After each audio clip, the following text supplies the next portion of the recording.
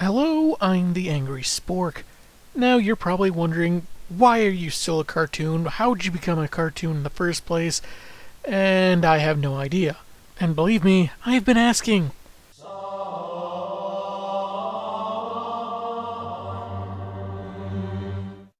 Again with the fishes and loaves.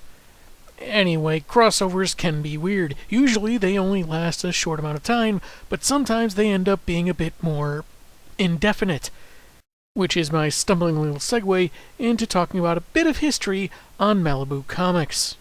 Started in 1986 by Dave Ulbrich and Tom Mason, thanks to financier Scott Mitchell Rosenberg, the California-based publisher started out with creator-owned works, largely done in black and white, as well as some licensed properties.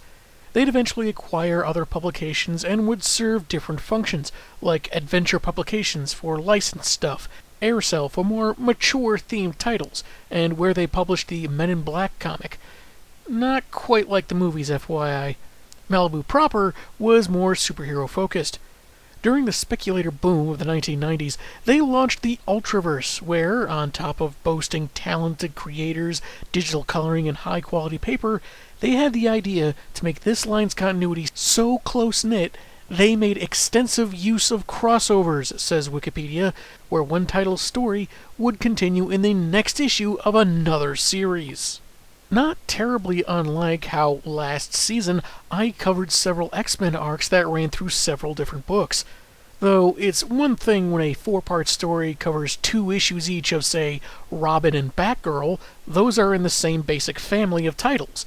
It'd be another thing if it was, for example, Superman and Green Arrow. That's what something like Brave and the Bold is for. Whether or not Malibu started this particular trend, they made an impact regardless, being publisher of record for Image Comics, which let them access distribution channels until they could publish independently. That led Malibu to enough of a comics market share to move ahead of DC Comics for a bit. But shortly after Image broke away, sales declined, titles were getting cancelled, and an unsuccessful attempt at breaking into video games was costing them hundreds of thousands a month. In late 1994, Marvel purchased them before DC got the chance. This caused some to fear that the Ultraverse line would get cancelled, but Malibu insisted that they just wanted their digital coloring system. Then Marvel cancelled the entire Ultraverse line. It's just like Carol said the old gypsy woman said! However, they did relaunch some of the more popular books, in some cases drastically altering characters, leading some readers to denote reduced quality. Gee, I wonder what that reminds me of. And they also printed several crossovers between Ultraverse characters with Marvel's own expansive pantheon. One such example is Nightman, real name John E. Domingo, or Johnny Domino, which he used as a professional sax player. He got into a car accident when something on the moon called the Entity struck him and several others with an energy burst that turned them into superpowered beings called Ultras. After several weeks in a coma, Johnny discovered new abilities like sensing evil thoughts in most people, as long as they were not mentally ill or lacked remorse for their actions, a resistance to most neurological attacks, no longer being able to sleep, and night vision, with the side effect of requiring sunglasses during the day. Man, I wonder what that's like. So, without further ado, let's start taking issue with Nightman vs. Wolverine, and see if this comic makes us want to turn the page, or turn our heads.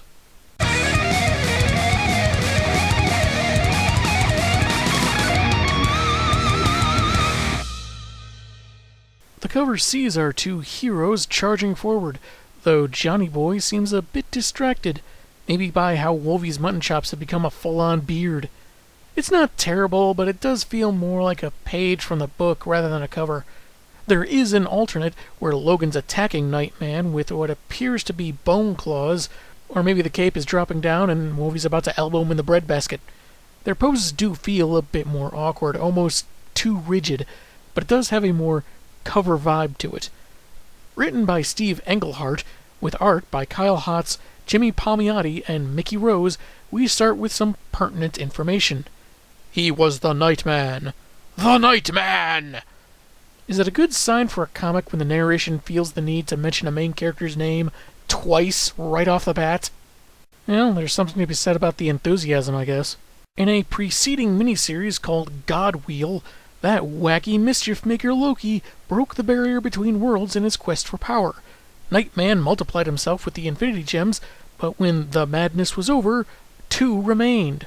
Hey, to make him feel more like a Marvel character, they gave Nightman his own clone saga. One chose to gain more power in a Celtic magic ceremony from a woman named Rhiannon, where he gained more powers like natural lightning, a dagger and rope he's connected to mentally, and near invisibility in deep shadows. I'm Irish on my mom's side, so maybe I should look into that. But there is a little caveat where Johnny needs to consume a broth of human organs every 3 months because of the ritual. You know what? Just forget it. I'm way too picky of an eater. However, the other Nightman turned down this opportunity and stuck with what he knew. Nothing painfully confusing about this already. The second one has traveled through a portal into an amusement park. He sees a familiar mansion in the background and figures he's home. But the park looks much newer than the one he knows. There's a booth for guessing both your weight and favorite emoji? What's that all about? 2 security guards approach, though I don't know if they traditionally carry nightsticks. Excuse me, sir, but you didn't pay for the ride. He also didn't get on the ride. If you happen to be watching the merry-go-round to see who did and didn't pay, then you probably saw the portal he fell through.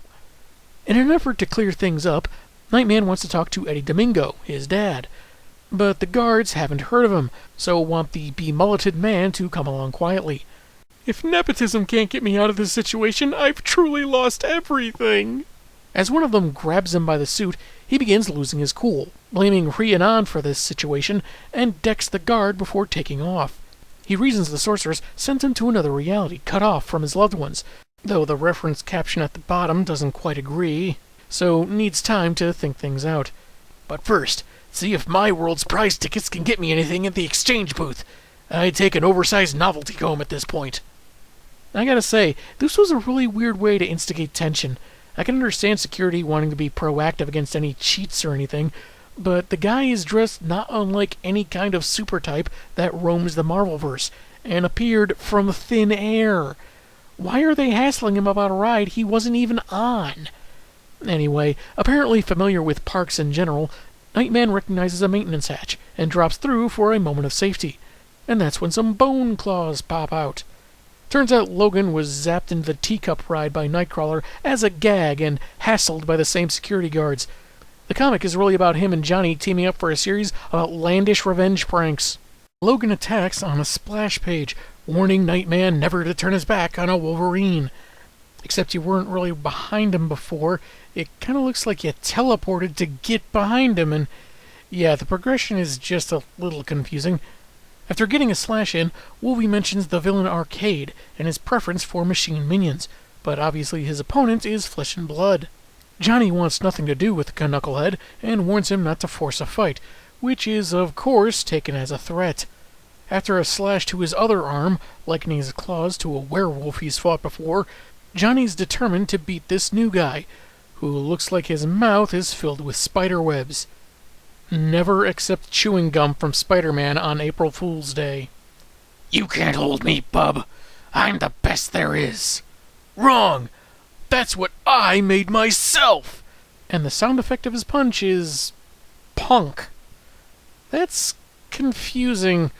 I suppose with the right cadence it could be a good approximation of a sound like that, but it's so commonly used as a pejorative for a young troublemaker, it just seems weird reading it in the former context.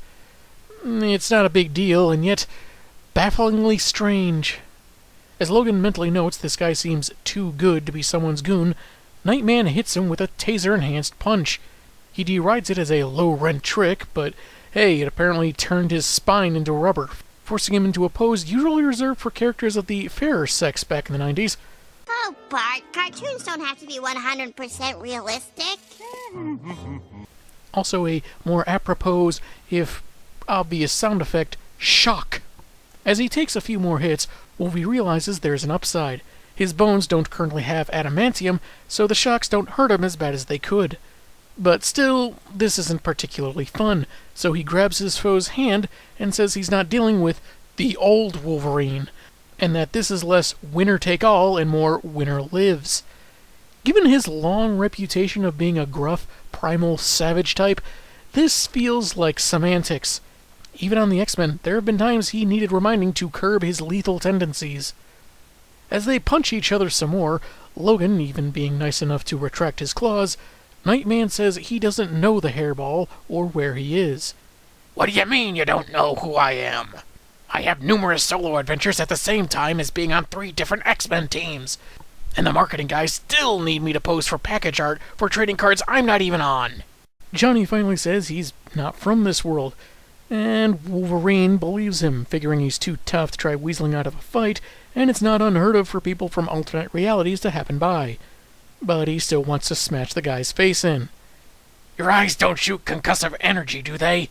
I mean, they're all red, and it reminds me of this other guy I know, so that would probably be why. Logan explains about Arcade, an assassin that enjoys toying with his victims, setting up murder worlds that are like deadly funhouses, and he's been gunning for the X-Men for a while. And since the Cape doesn't seem to know the scruffy mutant, he's probably not one of the villain's goons. Who are the X-Men? We're the X-Men, dated metaphor for racism in the 60s. Elsewhere, surrounded by monitors, Arcade is observing the two, a little concerned that since his facility was designed to take down Wolverine, the whole plan could be upended by the otherworldly Nightman, whom he calls by name despite Johnny never referring to himself as such. Maybe it was in between panels. Anyway, the killer figures that his intended target is the tougher of the pair, so it shouldn't be a problem. Nightman tries to access the maintenance hatch he'd entered before, but now it's electrified, to no surprise for Logan. He tells the stranger he doesn't know what's ahead, so he should pretend he's an X-Man recruit and follow Wolvie. That Deadpool 2 clip proved more appropriate than I expected. Maybe Johnny Domino can borrow Wade Wilson's trainee smock. Their only option really is to wander through the maze-like facility and survive their way to the end. So, you have a Canada in your world too? Yes, we do. Best country in the world. But only one of their worlds has Colin Mockery and the Bare Naked Ladies, and is all the richer for it.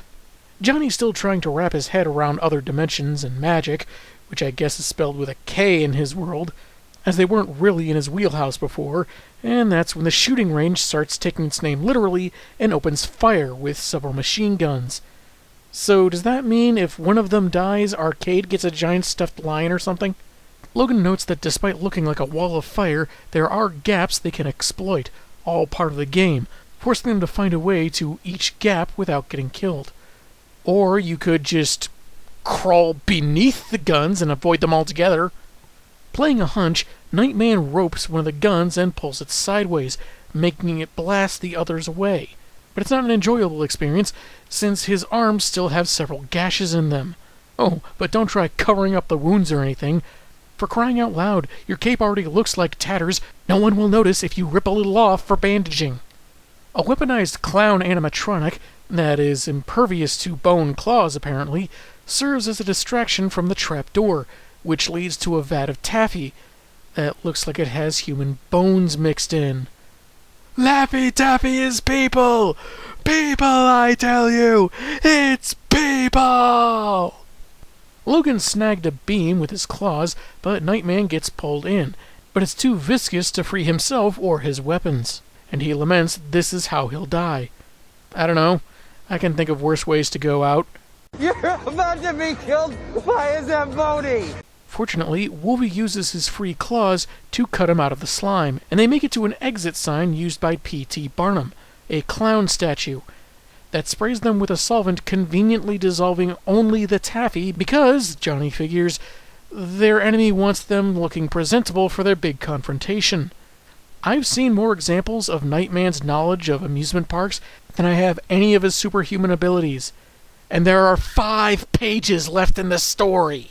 In the next room, they're reacquainted with the laughing clown doll, and a lit-up floor with tiles corresponding to a grid on the wall. A ball bounces on just the right squares of a highlighted pattern until it's destroyed, demonstrating what'll happen if they deviate. Logan leads the way to the appropriate tiles as the pattern changes, dodging bombs and devil dinosaurs, with the knucklehead getting increasingly irritated by the echoing laughter from the clown. Knock it off! The office isn't that funny, Scott. It's not just like your real life when you don't actually work in an office. Sorry, my head went somewhere else for a second. Despite warnings about the mini dinos, the echoes are driving Wolvie bonkers, and he focuses on the clown, to the point where Nightman has to literally pull him away as a new pattern lights up and they need to get moving. He tells the feral X-Man to focus on him as they follow another pattern. The echoes begin to fade, and eventually they make it out of a drainage pipe, surviving the garish gauntlet, to which Arcade just rolls his eyes. And gotta give him credit, he takes the loss a lot better than some gamers do when their characters die. Not that I'd know anything about that. Now that Arcade's game is over, until the next time, Logan says the cape should hang with him for now, maybe join one of the many superhero groups, but Nightman declines. He got by without groups like The Strangers on his world, he'll do the same here. Now that he's lost his dad, girlfriend, and everyone else he knew, he's more alone than ever and can't lean on anyone else. He's got to face it squarely. Or he's finished. Whatever that means. But I'm the Nightman, and I will take charge of any night. Whatever that means. So the two part ways, and Wolverine wishes him Godspeed as the comic ends. That was the Nightman vs. Wolverine, and yeah, it was not all that good. I'm sure it would be more entertaining for someone already familiar with Johnny Domino and his mythos, and feels like a means for which Ultraverse fans can become more accustomed to the new Marvel-style status quo. But for this story, there's just so little given about him for a newcomer to feel invested. That stuff I mentioned at the beginning of the episode was stuff I found on a wiki page, and even that took some digging, because Wikipedia only had a page for the Nightman live-action TV show. Oh yeah, that was a thing back in the 90s, and I actually watched some of it, but for the life of me, I don't remember that much. Seriously, I have to assume his dad runs the Playland amusement park he mentions early on, based only on the context of him trying to use that as a get-out-of-park-jail-free card. And I thought maybe the exterior park was part of Arcade's murder world, especially since that's where the maintenance hatch led, but I guess the villain just had an evil lair beneath a bunch of rides and concession stands by sheer coincidence. Which is a concept so ridiculous it makes me want to laugh out loud and chortle, but... And as I said before, Nightman doesn't really display any of his abilities besides taser gloves. You'd think they'd have had him sense something about Wolverine that clued him in he wasn't an enemy, but hey, maybe his powers wouldn't work like that, or he's still adjusting to the new world. But here's a thought.